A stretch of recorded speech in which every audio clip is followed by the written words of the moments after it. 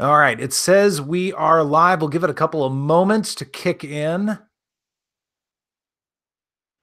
Look at all these great people out here for the pregame, so to speak. I think that's so cool.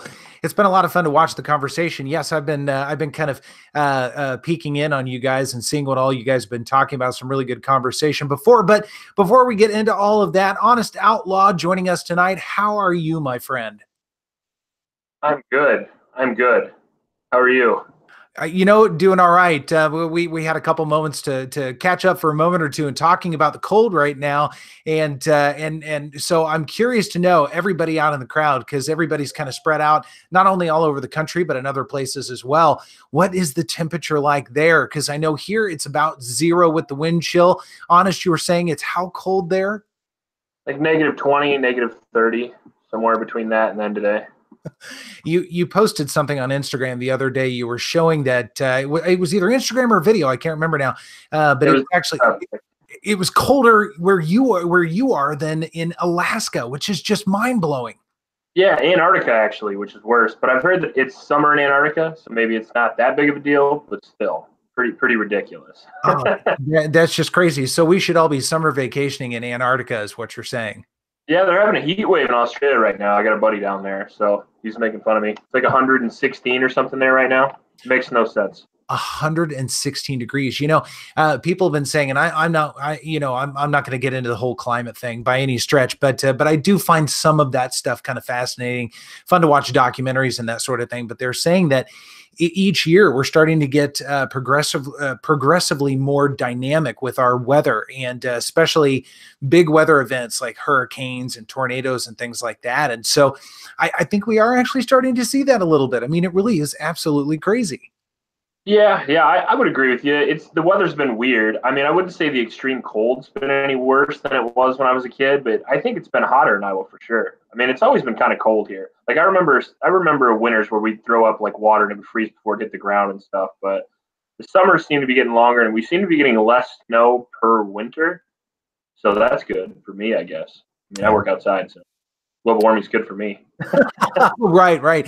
I agree with you though. When I was a little kid, I seem to remember being outside and playing in the snow, building snow forts and throwing snowballs around a lot more than we have today. So it's all very interesting. Keith Gregory was saying so much for global warming. Well, I don't know. I'm not a scientist myself, but it's all fascinating nonetheless. And everybody's sharing the temperatures there. Greg is saying northern Indiana it's -18. I mean, it really, man, guys, it is. I love the cold. I'm a cold kid. I have no problem with that. But when it gets cold enough, I'm sort of over it, or I want a huge snowstorm to accompany it. At least, if it's going to be that Yeah, cold. I don't want that.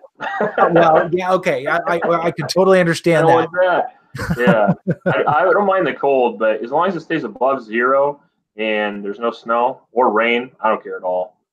Yeah. Yeah, the one thing we run into in Iowa that I hate so much, especially for filming, is wind. We're like the fourth windiest state or something.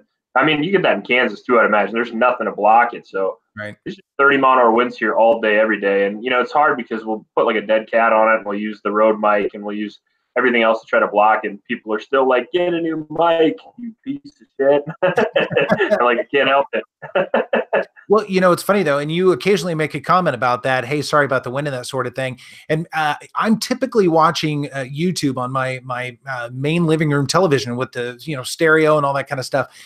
And it's really not that bad. I've seen some videos where they don't have the dead cat. Maybe they're using the microphone on their phone or something like that. And it could be pretty bad. But yours, generally speaking, really aren't bad. So you're doing you're doing everything you can. Clearly. Yeah, I think that's good too, because most people watch videos on their phone. I think it's like 60% of my views are on phones now. Wow. So it'd be hard to tell on a phone, I think, but people can. Yeah, I'm sure that's true. Do what I do, shoot in an indoor range, and then that takes care Yeah, of everything. I'll just build one outside. Right. And I'm gonna I need to have a green screen behind where I shoot so I can bring in some of that great Iowa scenery or something like that. That's yeah, the one thing that'd people. be hard to do. Put up a sheet. It wouldn't look Right, fake at all. right. That's exactly right. I'll say like the Eiffel Towers behind me or something like that, where I'm taking you someplace different today. So You could just change the country for whatever gun you use. Just be an Austria for Glock, Germany for HK. Travel. Yeah, somebody might throw a fit when I change the background for a Canic, though. So, Oh yeah, yeah. Look out for that. oh, You know, now, everybody cares about Canic, but nobody cares about Zastava. You notice that? yeah, And yeah. nobody cares about an MP5 for some reason. Same place. Weird. Yeah, yeah, and it takes all kinds, right? It absolutely Yeah. takes all kinds. Now, in the pre-chat, some of you guys were talking a little bit about 10 millimeter. You were talking about some of you guys have some 10 millimeters, and you were saying that there weren't very many 10 millimeter releases out there in SHOT Show 2019. I really didn't see very many either. So, honest, I'm curious for you. Tell me about your experience with 10 millimeter. Some of the things that you've tested out and really enjoyed, or have wanted to test out. So other than 9 millimeter, 10 millimeter is actually my favorite caliber for handguns. Because I mean, if you're gonna go big, why not go big, right? I like 45 too, but I like Glocks and I like 1911s and I like 10 millimeter in both of those. What can I say? You know, it's just I don't even know if CZ makes a 10 millimeter. Do they? I don't know. Actually, I think they do. I think, And Wesson, yeah, but yeah, lesson. That's exactly right. Yeah. yeah. Hmm. But other than that, I don't know. It'd be cool to have a CZ75 in 10 mil, Yeah. like a Shadow, because it would handle the recoil really well. You could burn with that thing. Right. Right. Or even a TSO or something like that. That'd be pretty. Yeah, absolutely. Yeah, Yeah. because that's one of the advantages to a 1911 and 10 mils. You can handle the recoil well. Glock is nice for carry, but they handle okay. But you'd rather have something heavier with a 10 millimeter, I think. I mean, why not, right? You're already gonna have the heavy ammo, so why not have the heavy gun too? Right, right. Well, so I'm glad people were talking about the 10 millimeter, and you've got some experience with that, because prior to a week ago, I had never had any experience with a 10 millimeter at all. I've never shot a single round. I've shot a variety of calibers over the lifetime of shooting that I've had so far, but never a 10 millimeter. And so Alaskan Ballistics, and I don't think he's out there tonight, but a lot of you guys are following him. If you aren't, you should. But he was nice enough to send me his Glock 40, his Glock 40. And I'll tell you, I finally got to shoot it. In fact, I shot it last night. First 10 millimeter rounds that I've ever put through. Without giving away everything, I want to save a lot for the video, but that is not the kind of gun that I would carry. I will tell you. I mean, it's a big gun, and I've got large hands, but not large hands like you do or Big Johnson, some of those guys. But I wear large gloves. But this thing is a big gun, and it's a lot to hold on to. And even though it manages recoil incredibly well, I found it to be a softer shooter than a lot of 45s that I've shot. But yeah, well, people forget about the 10 mil, but it's really just a slightly longer 40. It's not a 50 BMG. I think people get weird with the recoil. Even like a 44 Magnum, you can handle really well. Depending on what platform it's in, I should say. right. Paul does a great video about that, where he shoots like a 38 versus a 44, and the split times are like, not that much different. It's not double or anything. It doesn't slow you down much. It's just 10 millimeter. The only problem with it would be training with it all the time. It'd be a good gun if you shot a ton of 9 millimeter and you got used to a Glock platform. You shot some 10 millimeter sometimes. That's a great choice. But people who buy 10 millimeter for a carry gun, they almost always buy it and they look at it for a long time because the ammo's too expensive, and then it messes up your wrist over time, because you shoot too much of it. But yeah, Right. it's a good gun. Right. Well, and It's carry for air. It's a bear. That's exactly right. This is Yeah. this is actually his sidearm. So if he gets attacked by a bear, I'm going to feel really bad about it. But but I'm just saying, sorry, Alaskan. I've got your gun. Tell the bear to come back when I send this back to you, and it'll all be fine. But yeah, you're absolutely right. I mean, it really was a very soft shooting gun, and a lot of fun. Now, this is the first time on video on YouTube that I really did slow fire, mainly because first, you're exactly right. I had no idea what I was getting myself into, and I really sort of had built up in my mind that it was going to, be this huge thing and all that. I was totally wrong. I was completely wrong. I mean, it was quite pleasant to shoot, but again, that grip is big enough to where if I tried to run it like I run my normal videos, I mean, that thing after a while would have been all over the place. I mean, I was changing my grip about every 2 or 3 shots because that grip, that thing is big. So it was an entertaining experience, but I'm finally glad that I've been able to experience the 10 millimeter and can at least appreciate what other people are talking about, Yeah, it would be a really good training tool for you too. It'll speed up your 9 millimeter shooting because you're gonna have to focus on the muscles in your forearms and your hands and stuff to really keep it on track. That's why a lot of people shoot 45s in the same caliber they shoot their 9, just so they can feel it a little bit more. It's like shooting a 308. You know, if you get a 308 AR-15, you're gonna have to work on your recoil control a lot more. And then when you shoot your 223, you shoot it super fast. You know, it's the same concept. It's like weightlifting. You know, Interesting. but it'll help. Yeah. I never would have thought of that. That's a very interesting perspective, and I can see that to be true for sure. Yeah, that's probably why Jerry Mitchell like shoots 50 BMG all the time. One-handed, not resting on a shoulder or anything like that, extended all I the wouldn't way. want to shake that guy's hand. I bet he'd break your hand. Oh yeah, I have no doubt. I mean, I've seen him, and you know, you far surpass anything I could dream of as far as a shooter goes. But I've watched some of his videos. Maybe someday. Well, I'm telling, dude, shut up, whatever. You're there. But you know, I've watched some of his grip technique videos. I like to watch technique videos to see where I'm at with it and what I can improve or try and improve anyway. And he was saying, if you're not crushing it, especially with your support hand and sore by the end, you're not doing it right.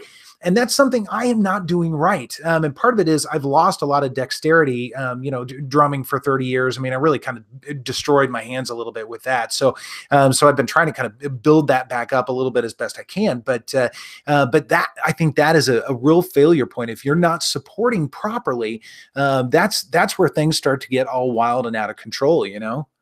Yeah, well, you should have more pressure with your support hand anyway, especially depending on distance, you know, because it's not doing anything else. So why not? You know, your trigger hand, like your trigger finger hand, if you squeeze too hard, your trigger finger can lose a little dexterity, and you can lose a little speed off your trigger, and that defeats the purpose of recoil control to begin with. So you always want to squeeze a little bit harder, or at least as hard as you can with your left hand. At least that's what I do. And I got that problem from a Jerry Mitchell video too. I used to watch all those videos. That's, you know, I've taken some serious training from some serious people, but for the most part, I learned how to shoot from YouTube videos like from Jerry Mitchell and Taryn Butler. Because why not? They're the best people in the world. Like, I mean, good luck finding somebody to outshoot either of those two gentlemen, or Bob Vogel, you know what I mean, or you know, any of the 3-gun guys. Like, if you're gonna learn pure skill, might as well. Yeah, pure skill. That's why people come to my channel. Pure skill. Yeah, me too. It's all technique. It's all skill. You know, yards. usually people watch about 20 seconds of my shooting, and they're like, "Well, I hope the rest of the video is good." And shoot better than 99% of people I've ever met. You know, most people would be surprised. You know, shooting a handgun's difficult. I had a buddy that was talking how good he was, and he couldn't hit a paper plate from like 15 yards away. Yeah. So, you know, it's all about just practice. If you can shoot a handgun, you can shoot anything well. You know, handgun's the hardest thing to shoot. I think so too. You know, and we've talked about on 3 guys with Big Johnson and 17. I know 17 was wandering in here a little bit. I think Big Johnson early on, but you know, we've talked about that, why we like handguns, maybe more so than long guns or shotguns, that sort of thing. And part of it is, I think there's a lot of personality with handguns. There's such a wide variety and a wide variety of calibers and types of handguns, different mechanics, that sort of thing. And I think there's a real personality and flavor to each one of them. And that's why they're all, you know, they're all kind of unique and fun and different. But you're exactly right. They can be a lot of fun, but a real challenge to do. When I was at the range last night, I had a young couple that was right next to me. They were having a good time. It might have been date night or something like that. And I was watching. You know, both of them were reasonably novice shooters, and you know, she was kind of doing the cup and saucer sort of thing, and she had the gun, and I do have an example here. It was kind of one of these sorts of things, you know. And you see this from time to time, but I'll tell you what, and that target might have been, you know, maybe 4 yards out, something like that. She was nailing it, man. And she was having a great time and everything. And obviously not the technique that might be long-term enjoyment for her, but she was having a great time with it, you know? Oh yeah. And sometimes like us elitists like me, you know, I'll see technique like that and I'll bitch about it, but would that be effective? Yeah, probably. You know, I always bring up this video. There's this young Asian lady who gets her house broken into by 3 large men. And she just comes out of the room just blasting all over, hitting the roof and hitting everything. She's got like a Beretta 92, and she hits nothing but air. And those guys run out like you couldn't believe. I mean, just having the initiative, like the will to do something, usually is more than enough. You know, you don't have to be Travis Haley to protect yourself traditionally. But if you want to be good, then you have to. It's better to learn the best stuff right away, so you don't have to break old habits. Like I still have a lot of old habits that I personally do that upset me that I wish I would have known when I was younger. you just learn new stuff, like where to reset your trigger and all that kind of thing. Yeah. Yeah, I'll tell you what, that is good advice. Now, I'll admit, you guys have had a lot of conversation going on. I can see the chat moving and everything. I haven't seen very many questions. So if you guys have some questions, please do the call outs. Keith Gregory, I see you've got a question. Was that the Glock 43? And actually this, the one I was holding up was the 48. That review is coming, and been spending some time with that. Thoughts on those guns right now? Honest, what are you thinking about those? Yeah, my thought is I wish I had my goddamn 48. I mean, that's what I wanted out of all of them, and I got the 43X 3 or 4 days before it. My 48's still not in, and the other thought was I wish it wasn't 30 below so I could go out and shoot them. I'm so disappointed. I've got a couple of guns right now that I wish I could shoot real bad, and I have a range in my house, but it's just so cold. If we tried to make a video, my wife would kill me. So she would literally hit me with a shovel or something if I try to make her go out there now. But I like it. I mean, I don't know how you felt about it, but the grip feels different than what I expected. When I made my initial video, I talked about how it would be the exact same as a 43 with an extension. I got to admit, I think I'm wrong. I mean, the grip is just wide enough and just long enough now to where it feels really natural for me to draw. I've been doing a lot of draw practice with it, which I think is the most important for concealed carry, because you don't get the gun out, it doesn't matter. But yeah, it feels good to me. I don't know. I think I'm going to like the 48 a lot. I think I'm going to get it all slide milled and stuff too. We'll see. Nice. I've spent enough time with them now. I've got 800 rounds with them between the two, and I don't know if you saw the 43 video. I mean, I had a lesson. Yeah, I watched it. Thank you. Had a lesson learned on the grip technique, and again, it's something I've been focusing on a lot this year, trying to improve a little bit, especially so I don't look like such a d-bag on videos and that sort of thing when I'm shooting. And I thought I'd been making some pretty good improvements, but obviously it came back to bite me a little bit with these guns. And so I'm going back to the drawing board. I'm going to spend a little bit more time this weekend. They've got upgraded sights now. Both of them have Ameriglow Pro IDOT sights in them. And then they're getting some tactical pontoon triggers. I'm excited for that, although I'll do the review with the 48 before I do the trigger or anything like that. And I know I like the tactical pontoon triggers. I have one on my Gen 5 he sent me, and I'm very impressed. That's an awesome little trigger. Oh, they're crazy. They're crazy good. And he's gonna be a guest on a future chat before too long, because he's such a cool dude. But yeah, I'm excited to do that. And of course, some people will kind of poo-paw, making modifications and that sort of thing. But I'm getting mine stippled. The texture, you were right on your video. The texture sucks. Like they put the regular G43, 42 texture on it instead of the RTF. I think the RTF 3 is what they call it for the Gen 5s. And I can really tell the difference. I haven't used a slit Glock in a while because I either use Town grips, which are not available for the 43X or the 48 yet, apparently. So I cut my own out of skateboard tape, and it looks like shit. That's how we're going to run it. Right. You know what? It needs it. I think it absolutely needs it. So it does. Now, REB has a suggestion.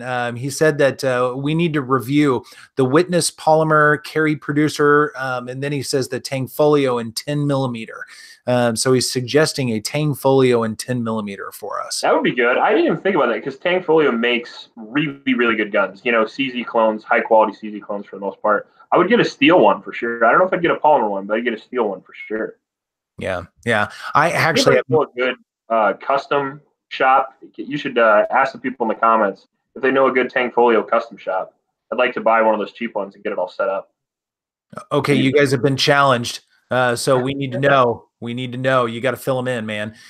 So we'll keep an eye out for that. I know Big Johnson, he's a big fan of the Tangfo. So very, very cool. So what else are you working on right now? Obviously it's cold, but you've got a slew of stuff that you picked up. I've almost got so many guns now that I'm not really sure what to do. I have some top 5 videos out, and I keep getting, because this is the time of year where you and me are both really busy. All the new stuff comes out. You got to get it super quick before everybody else, and try to get it, but you have to get enough rounds down to have a good assessment of it, but you still want to get it out as quick as possible. You have to decide which gun people are going to like more, and I have a bunch of versus videos coming up. I'm going to copy one of yours. I think I'm going to do the SIG 365 versus the Taurus. And a lot of people requested me to do that video, and I was like, well, he made one. They're like, well, I want to watch yours too, so we'll do that. And then I've got a 6 versus 365 video dropping next week. because I think that's a pretty good comparison as well. But yeah, I really like that Taurus G2. I'm almost upset you put me onto that gun. I thank you. 170 for a gun that good. It's hard to choose anything else if you're a first time gun buyer at that point. The only thing I would worry about it, I just put my review out on it, is I would worry about long term durability. Yeah. That's what I would worry about, especially with a Taurus, because they have classically shitty customer service too. So if you break something, who knows if you'll ever get it back. And that's one thing I don't like about CZ though too, honestly, is CZ makes amazing stuff, but their customer service is kind of shoddy too. Right. I sent my AccuShadow there for a rear sight replacement a year and a half ago, and last week I finally just got mad and had him send it back to me. It's not even done. Just wanted it back. That's absolutely nuts. Yeah. But it's frustrating. What do you do? Well, that's very true. Now, I imagine that the G2C, for most people, is going to be a low round count gun. They're going to put, a couple boxes, maybe 4 or 5 boxes through, get comfortable with it. Hopefully they'll do at least that. And then, it'll be put away, and hopefully they clean it periodically, get it out and shoot it every once in a while. But I think if it's a, under 5,000 and probably under 2,500 round gun, something like that, it will probably be fine. Once you get over the, 2,000 or 3,000 round, that's where things could start to get interesting. Sure. Oh yeah, and I think they would too. But the likelihood of you buying a Taurus G2C and putting 5,000 rounds through it seems pretty low to me. And if it does break, they're $170. Buy a new one. Don't even bother paying it back. Yeah. You've gotten your money's worth out of it at that point. Cut it in half, bury it. Well, I'll be excited to see the 365 and Taurus video. I actually, before this chat started, I went out and I was kind of looking through some of the comments, because one thing I'm not very good at, and we've talked about this before, I'm not very good at going back and looking at continued conversations. It just gets lost in the stream, and I can't. Sure. I can't keep up with it. I can keep up with new comments right now, but I really can't keep up with the repeats. And sometimes there'll be 20 or 30 deep, something like that.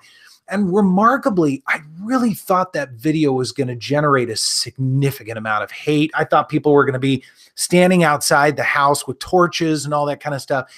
And that has not been the case. I mean, most people have been, you like either gun, that's fine. Or a lot of people have been yay Taurus. And I was surprised. Well, I think it's a super valid comparison. I think anything's a valid comparison. I hate when they say that you shouldn't have compared that to this, Like, well, I mean, like I got that when I compared the High Point to the Canic. Like, they're like, well, you should never have done that. They're not the same class. I mean, well, they're both guns. They both shoot bullets. They both shoot the same caliber, both similar in size. Like, what more do you want? I mean, it's not, one's not a sword and one's not a baseball bat, Right. Same thing. I mean, some people, especially people that don't know a lot about firearms, will click on that video because they see the SIG and they see the Taurus, their local gun shop, and they're going to wonder why the SIG's so much more, and they'll find out through your video, and they'll decide whether or not they want that. It's a reasonable comparison to me. Yeah, I totally agree. I think any two guns can be compared. There might be some extremes, maybe, a TSO to a Glock 42. That might be a little bit extreme, but at the end of the day, they're both guns for sure. West Coast Chicano, thank you very much. Really appreciate the super chat. That was very nice of you, by the way. I'm actually going to do a ridiculous comparison pretty soon. I'm going to do a Glock 26 versus my souped up 34. Because I've had a lot of people tell me that in Glock sportsman matches, they've been running the 26. So I actually want to see. I want to see why they would do that, and I'm going to run the exact course of fire that the Glock people put on, and I'm going to compare it to my time on my souped-up Jagerwerks 34. So it should be entertaining. That will be very interesting. I would think, and correct me if I'm wrong, I might be naive about this, but I would say that the Glock 34 naturally would be better suited for something like that. It's got a longer sight radius and absorbs the recoil. You can get on it a little bit faster. I mean, maybe I'm wrong about that. Well, see, the one thing I'm thinking about is I'm thinking that a lot of the people that comment on that, they don't know that there's lots of different divisions in the Glock competitions, and I'm wondering if they're just running like a stock compact division. That's why they see the 26, But then I got an idea, like, how much better is it really? Like, how much faster is it? How much more accurate is it? So yeah, that's kind of what I'm about. I like to put stuff on a timer. Right, right.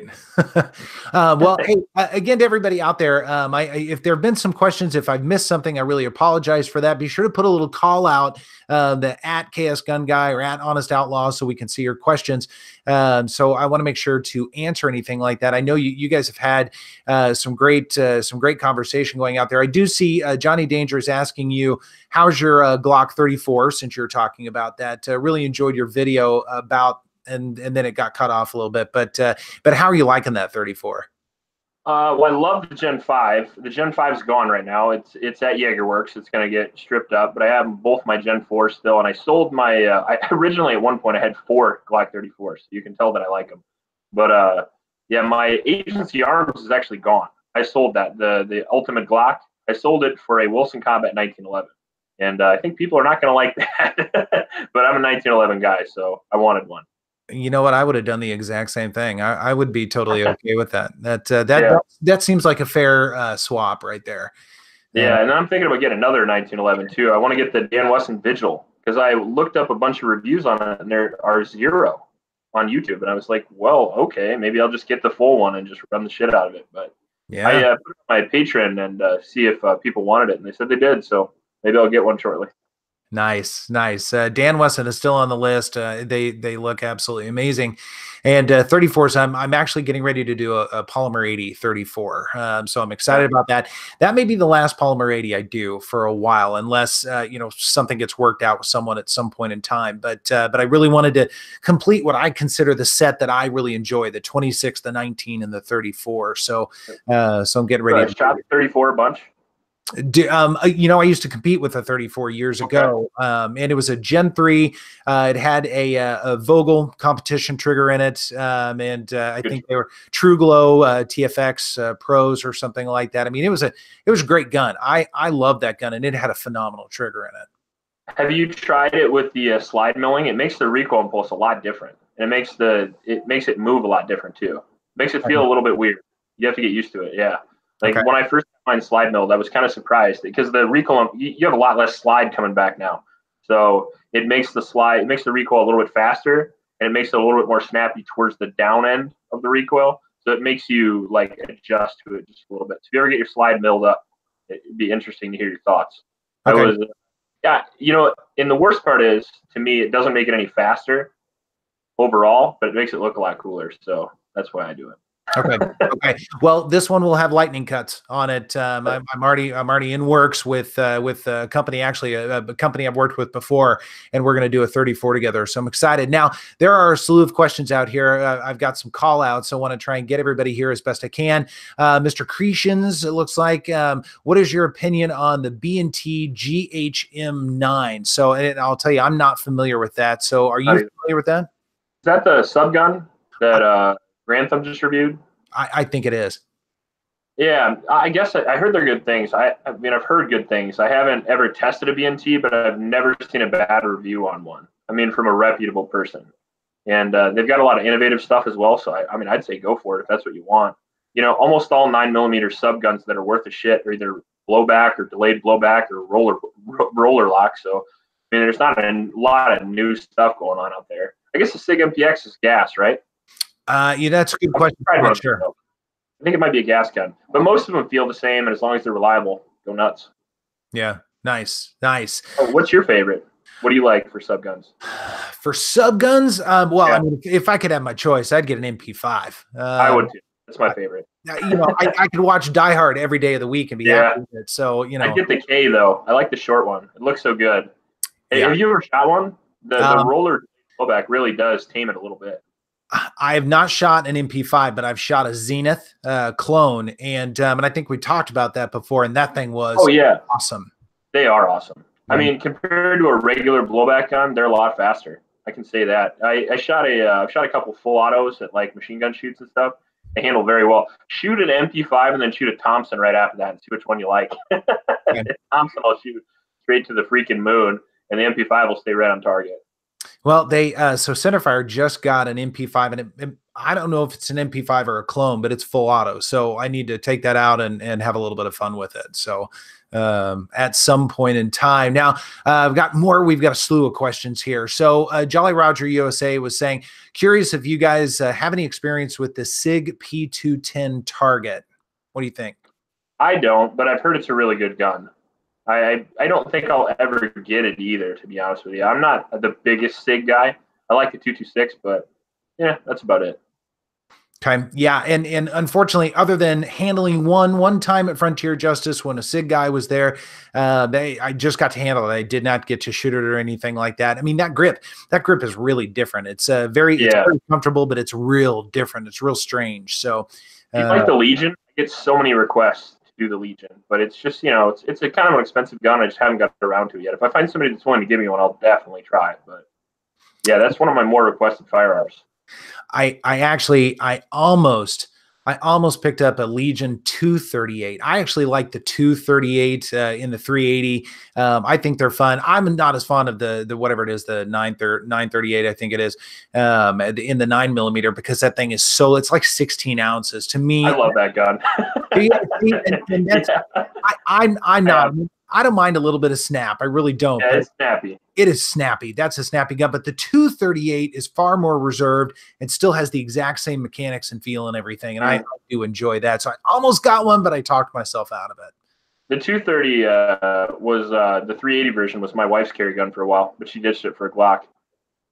So I almost bought your wife's carry gun. But yeah, it was very different because they've changed the finish on it. It's not the same PVD gray that they're using anymore. So it's supposed to be more robust and it's not going to flake off if you sneeze on it or anything like that. So those are killer little guns. They're very reliable, I think. Anyway, I mean, mine was extremely reliable. My little 380, probably the most reliable little 380 I've ever had. Besides maybe the Shield, the new Shield EZ, but that's kind of a big gun. Light, but a big gun. Yeah. That's very, I shot 500 rounds for that and it had no problems at all. Yeah, that's a big little gun. Yeah, what's your thought? Mine, I would never carry that because it's got more safeties than I don't know what to do with. But for like a newer shooter, I completely understand. I get that.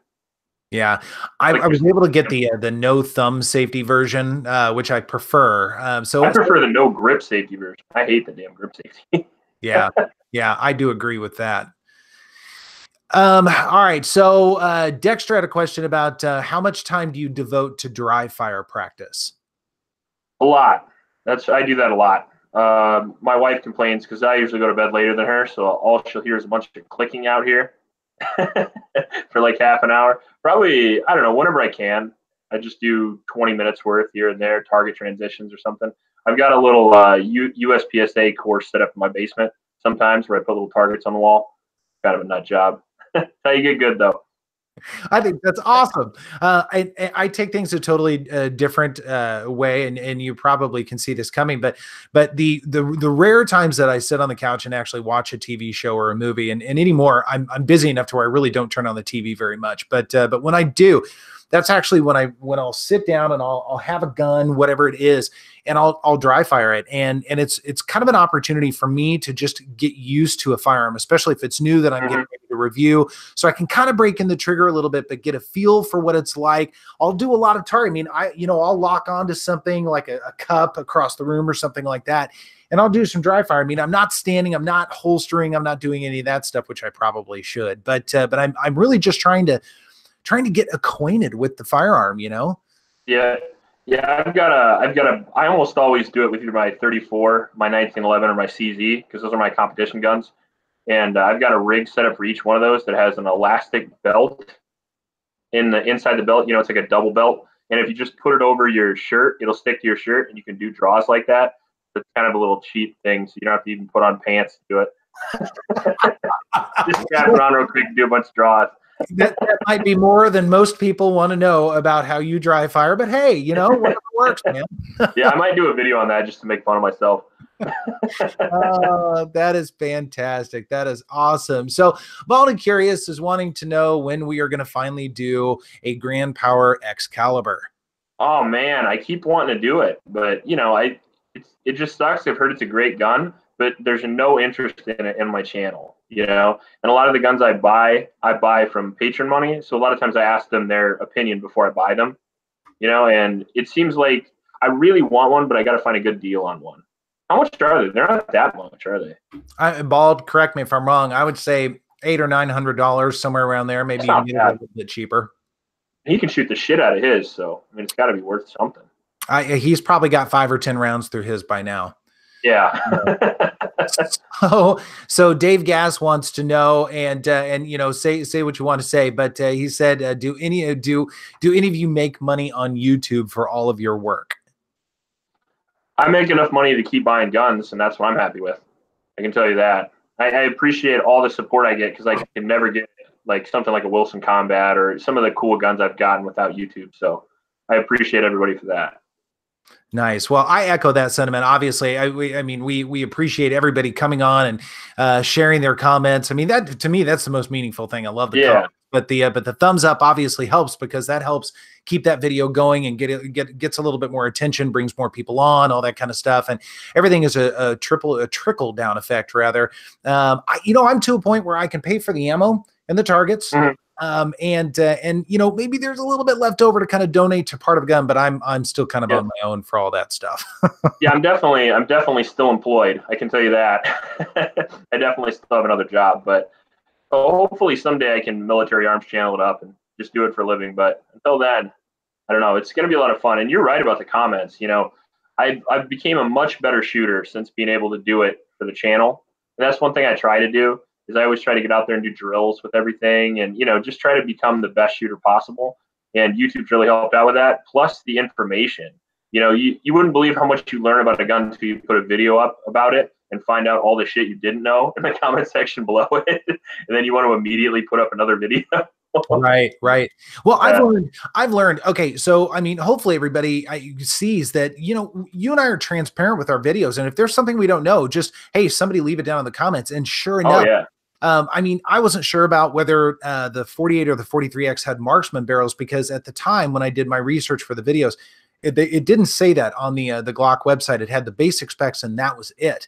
And so, you know, I posed the question and, you know, first thing, two or three comments within a couple of hours were like, yeah, it's got the marksman barrel and all that kind of stuff. That's great information. Yeah. Do you think that even matters though? Like the marksman barrel? Because I almost think that's just marketing to me. I shot the Gen 4s versus the Gen 5.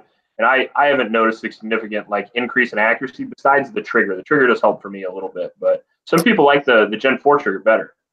I don't know how. I don't know how that's possible, but it's a placebo thing. I think it is. You know, there might be a you know, nano tiny little bit of improvement in terms of the how the bullet spins and all that kind of stuff. That is entirely possible, and the science that goes behind it. I mean, if you were going to bench test it and do some scientific testing, there might be a marginal difference, but for the average shooter to be able to really tell, probably not. But people were really raving, I can tell it's more accurate and all that. And I imagine a lot of that is a placebo. Yeah.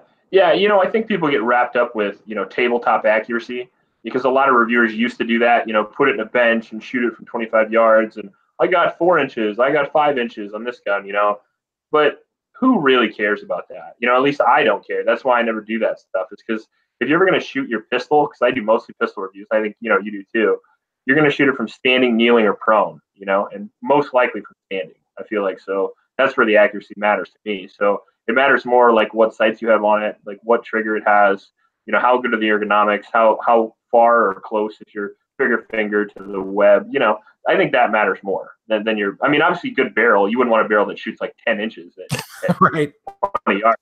You wouldn't want a fucking cannonball. But you know, I think an average barrel works just fine. Yeah, no, I totally agree with that. I totally agree. Fu Master Chu is asking about the Taurus TX22. What are your thoughts on that? I don't know. I don't know what that is. I wish I did. Well, I think it's a new Taurus release, a new 22, and it's I would say it's probably similar in size to maybe like the TH9C or something like that. I have not handled one, nor have I seen one in front of me, but I've seen pictures, so I imagine it's, you know, it's a relatively small 22 handgun. Yeah, up until this year, I would have told you to stay away from it because it's a Taurus, and I know some Tauruses work very well, but some don't also. And I don't know if you'd want to take the risk, but 22s are, I don't know what you'd use that for. A tiny 22, probably concealed carry. Yeah, I mean, if that's your thing, go for it. I don't really like 22 pistols all that much though. So I usually don't review them all that much. I've got a couple that I've never even reviewed, like the M&P. I'm a big fan of that one. But Right. I don't know. 22s just don't really trip my trigger for some reason. Seems just like it's too easy to shoot them. Yeah. Yeah. Oh, Yeah. And they're less reliable. You have to deal, yeah, they're more for the dirty, rimfire. all that kind of stuff. Um, yeah, They're fun though. yeah, that is very true. They are fun. I have never reviewed a 22 on the channel. I've had a couple of 22 pistols, and I've never done a review on one. So Yeah, I don't think I have either. I reviewed some accessories and I've shot them a lot because I have the Ruger, have two M&Ps. I've got a Sig Mosquito running around here somewhere. I've got a few, but I've just never been interested to do anything with them for some reason. And they'd be really popular, so people have to. yeah, that is very, very true. Mean Gene is asking, has anyone asked about the Mossberg pistol? The breakdown is ingenious. Glock is no longer the easiest to work on. So what are your thoughts on the new Mossberg? I don't know. It looks okay. I don't have one. Mossberg's a good company. It's coming in at the right price. It's the right size, the right caliber.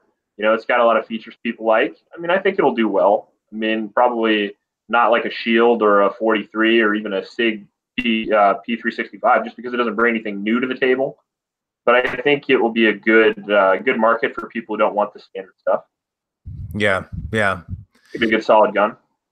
I mean, Mossberg hasn't made anything in a handgun since the Trapper, like 1905 or something like that. Yeah. It's been a long time. I'm excited. I'm excited to try it. It might turn out to be a total dud, but I bet not. It better be a good gun. If I had to put my money on it, I bet it would work fine. I mean, Mossberg makes cheap stuff well. That's always the risk, though. That's always the risk when you get into guns and you get into reviewing guns and that sort of thing. Every once in a while, you run up against a gun that just doesn't work, man. It doesn't. Mm-hmm. Yeah, and then a lot of people will, a lot of people hold that and they don't put the review up. I always just put it up because I get pissed off. It was obvious when I did that ATI review that I was upset. I mean, we know what's wrong with it now. Like the gas block came loose, and the bolt has a headspace issue because I redid the gas block myself, and then I changed the bolt to a BCM bolt, and the gun works. But ATI contacted me and they were upset. But what are you gonna do? You put together a shit gun, you sold it to a person, and they did a review. I can't help it. Should have made a better gun. Yeah, I've led that life as well. Yeah. What's the worst company? Have you ever had a company get really shitty with you? Well, and I guess I could talk about it a little bit more now because I hear they're done, I guess. So Hudson? And I maintain to this day, and this is not me saying it for any sort of like legal reasons or anything. I truly, in my heart, believe that when it did shoot, it was a fantastic shooter, and it really was. Yeah, well, that's why I want one. I was going to get one until I talked to Big Johnson on the phone a couple of weeks ago, and he told me that the Hudson was closing down. And I'm like, well, I must have missed my opportunity. They still owe me a damn threaded barrel on back order. I have to drive up there and find old Cy. Yeah, I don't know the truth about all that because I haven't been able to find in print, but quite a few people have told me that they've stopped answering phones and emails. Again, I don't know that to be true for myself or anything, but we had some conversations early on after that video came out. He was a very nice guy, and we just couldn't come to terms. And I think there were some rumors floating around out there, and some things may have been said by both parties a little bit, and things turned a little bit more sour. He kept his poise, and I appreciate that. I mean, I think he's a true businessman, and good businessmen will keep their poise. They won't lose it or anything. Yeah, it doesn't do you any good. That's right. That's exactly right. And at the end of the day, I think he understood that, hey, this was one little tiny reviewer having one opinion about one gun. And I tried to convey that fact as until your video gets like 300,000 views, that can pose a problem for them for sure. That's one thing that I feel a little bit bad about. I'll never censor myself, but smaller companies, it hurts me a little bit more to say bad things about them because you really can't affect their business. If I get a Smith & Wesson or a Colt or something like that and it sucks, Colt doesn't give a shit about what I say. But like Archon cared. You know what I mean? Like like other companies like that. And sometimes it's hard, but we get in this to tell the truth, so that's what we do. Yeah, it's funny, Archon, and I'm in love with that gun. Yeah, well, they fixed their issue completely, and they did what every company should do. Like, yeah, more power to them. Hats off. When I was even saying in the review, like, everybody loves Glock, they trust Glock. The Gen 4s came out like shit, and they fixed those. They just took accountability and they fixed them, and that's what Archon did, and that's what Hudson should have done. right. No, I totally agree. And it kind of blew me away. I put out that video and it's done okay. It's not been a heavy hitter by any stretch of the imagination, but Sarge from Archon sent me an email out of the blue and he was just, "Hey man, thanks for the review. Really appreciate it. If you have any questions, just, let me know, holler. If you need anything, let me know." And we've talked a couple times in email just hey, how are you sort of thing. But that was really cool. That was nice to have a little bit of a connection with the manufacturer. It wasn't to get anything. It wasn't to try and swing a deal. It was just a, "Hey, howdy, how are you? Thanks for that." And that was really cool. And that's meaningful to me. That's a personal touch. And that just kind of keeps me in the fold a little bit, but I'm in love with that gun. I made a little modification to that beaver tail because it was way too big of a beaver tail. And what did you do, just Dremel it off? I did. Just, I'll tell you what. Yeah. You can hardly tell I touched it, but just enough to get a little bit of an edge off of it. And then I buffed it all out. Now it's a glass-filled polymer or nylon or whatever it is. So it's a slightly different polymer than what you're normally used to. So you can see what I did in the grains a little bit, but I just smoothed it out enough and it fits like a glove now. It really does. Yeah, that pistol shoots very well, like very fast. I was really impressed with that gun. There was just so much about it that I wasn't impressed with besides that, and it wasn't enough to keep it for me, And the whole thing about Archon fixing my gun, that was awesome, but sometimes you get worried that they did it because of the subscriber count, Like, they wouldn't do that for a normal person. And then I talked to a bunch of my subscribers and a bunch of my patron supporters, and they didn't have a similar experience. There wasn't a person that called them the very next day and had their gun in and out. Like, they had my gun back to me in like 8 days. Right. Like, it was very, very fast. And I really believe if I wasn't a media person, that wouldn't have happened. So I applaud them for that, but I also am a little skeptical for the average person. Sure. And yeah, and I'm sure that's true. And for a smaller company, there's probably some marketing genius behind that a little bit to try and take care of the person that's sort of a remote spokesperson for your product a little bit. Yeah. Well, they did the same thing for the military arms channel too. Like, they had it back super quickly, and you'd want to do that with him. His video is going to get 100,000 views. So, this is a day and age where YouTube reviews matter a little bit more than they used to. Yeah. So, like, they have to, and that, I think that keeps companies a little more honest as well. They can't just put out a shit product and just go, "Here you go." No, yeah. Like, and everybody likes drama in videos, right? So if somebody puts out a video that says, "Hey, and speaking of, I put out a video about the Glock 26 and I said the Glock 26 is terrible. I was wrong." And I'll tell you what, I've gotten some pretty fantastic hate for that. And I can tell that they haven't watched the video because at the end, by the end of the video, I like the Glock 26. I like it a lot. In fact, I still have it and I've carried it several times. I think it's a good gun. And people are like, "You suck. You don't know anything about the 26. It's the greatest thing. You're a dick," and all that kind of stuff. And, hey, you watch the video, dude, but those types of videos gain a lot of attention and a lot of attention very quick. Yeah. I have a video that's like, I don't know how big it is now. It's called "Why Glocks Suck," and that's easily my most hated video. And if I could do it again, I probably wouldn't have done that video, but it's the most clickbait video I have for sure. And people just click on that video to tell me to fuck off.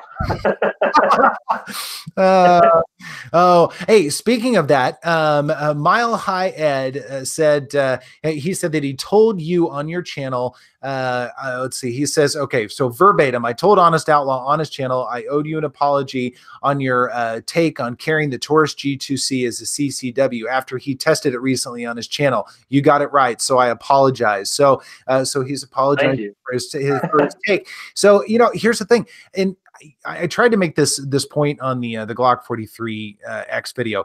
Everybody has a different take on guns, and there really isn't a right or wrong answer to any of this at all. I mean, it's all for fun, and it's all just to have the experience and that sort of thing. But everybody's going to have their own personal take. Somebody might pick up a gun and think it's the greatest thing since sliced bread, and so the very next person might pick it up and be like, "Why did they even make this? It's the worst thing ever, and I hate bread."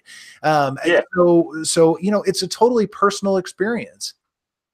Yeah, it really is. I mean, that's like, that's my problem with, everybody knows I hate tourists. So do a good tourist review, surprise a lot of people, but you have to be as non-biased as possible. If the company that you like makes a good gun, you got to say they made a good gun. If a company that makes a shitty gun, you have to, tell people that it's a shitty gun. It just is what it is. Mm-hmm, mm-hmm. What's a popular gun that you really hate? It's not necessarily, I wouldn't classify it as popular. Some people might get a little bent in the comments, and I hope that's not the case, but I don't like cars. I don't like cars very much at all. And I did a review on the S9, and I was excited to do it, but I didn't connect with it. I thought that trigger was a turd. It just isn't something that I'm interested in. But there are some hardcore believers. In fact, I had a comment on the 43X video, and the guy was like, "Hey, that's a good looking car." And I was a little snarky back to him, and I said, "Car still makes guns." And I didn't hear back from him, and the subscriber count may have gone down by one. I'm not 100% sure, but I was kind of trying to take a little bit of a fun jab at it a little bit. I know they're still out there, but you don't hear a lot about car anymore. Yeah. Well, you used to quite a bit. They used to be a mainstay in the carry market, with the PM9.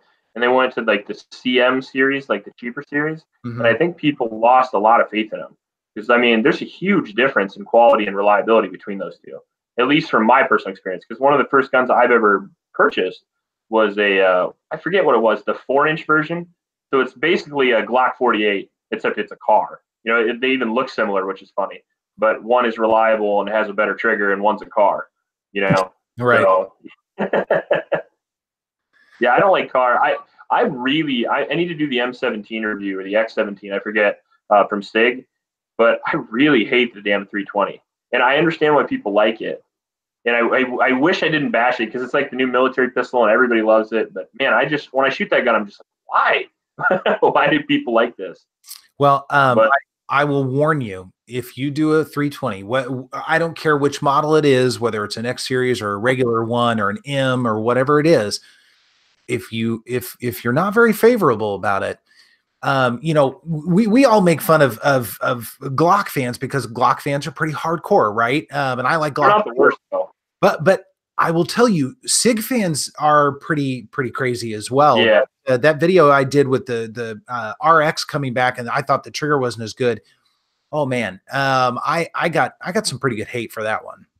Yeah, I got a lot for the 365. I even said it was a good gun. I just said I wouldn't carry it at the end of the video. Oh, people lost their minds telling me that I'm like a military arms shill and all this other stuff, and that I'm his butt boy and everything. It was a good time. God. Well, the comments just laugh. I get so many crazy comments, and the funny ones, at least they're good. It just sucks when people talk shit and they do a bad job, because then I just feel bad for you. Right. Yeah. I totally agree. Guys, so we've got a couple more minutes. If anybody has a last minute question or anything like that, I want to make sure not to miss that. I appreciate people putting the call outs in. That really helps because man, that chat goes by so fast. And Honest and I get to talking. We're a couple of gun nerds, and we just want to talk and talk and talk. So I do appreciate that. Kevin Roberts was saying, I don't think anyone in this chat likes Beretta pistols, and 17 said he's liking the PX4. Man, you've had some experience with the PX4. Yeah, I like the 92. I like the PX4. I've never tried their blocky, ugly one that came out with recently that I keep forgetting. People keep telling me to review that gun with the weird slide serrations on it for the APX or there's so many guns. The APX, yeah. Yeah. I haven't tried that. Beretta's okay. They're not my all-time favorite, but if I woke up in a dark room with a bunch of zombies and I had a 92, I wouldn't complain. Right. Yeah, I'll be testing an M9A3 this year. A buddy of mine, Fire, has one, so I don't get that.